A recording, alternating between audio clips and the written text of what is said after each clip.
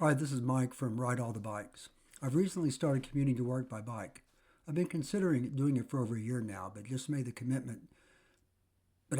made the commitment to bike to work as many days a week as I can. I can boil down my reasons for bike commuting for three E's: exercise, economics, and environment. To give you a little background, to give you a little background, the campus where I teach is about 7.5 miles from my house. I have to travel about 4 miles on neighborhood roads and about 3 miles on a bike path. I also have to cross two major intersections, but both have lights, but I don't have to ride on any really heavily traveled roads.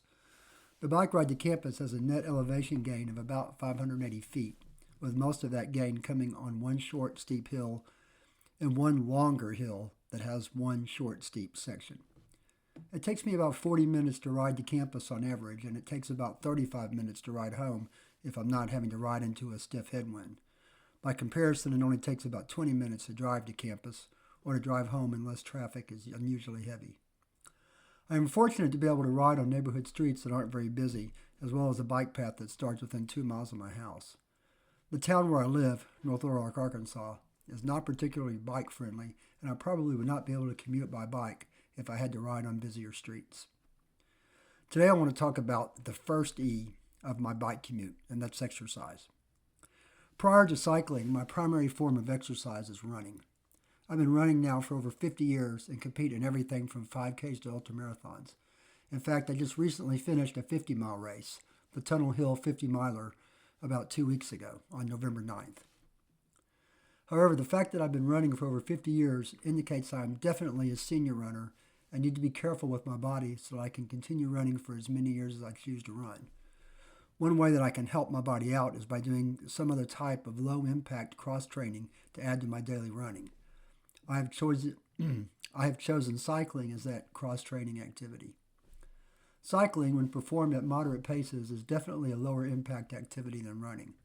While I'm not really prone to injury, even as I've turned 67 years old and continue to perform at least 2 hard running workouts per week, sometimes 3, I still want to make sure I'm keeping my legs fresh and rested for my harder efforts. I've also been encouraged to do more cycling as a cross-training activity by reading some of David Roche's training plans. If you don't know who he is, David Roche is an ultra runner and coach who recently has won his first 2 100-mile races. Roche's plans include lots of cross-training activities that can be performed on a bicycle or an indoor trainer. I don't like riding on trainers, but I do use my daily bike commute, especially the ride home, as cross-training. I try to maintain a moderate pace in miles per hour on the bike and push fairly hard on the longer, slightly sloped bike path section where I can maintain a moderate pace for longer than on the road sections.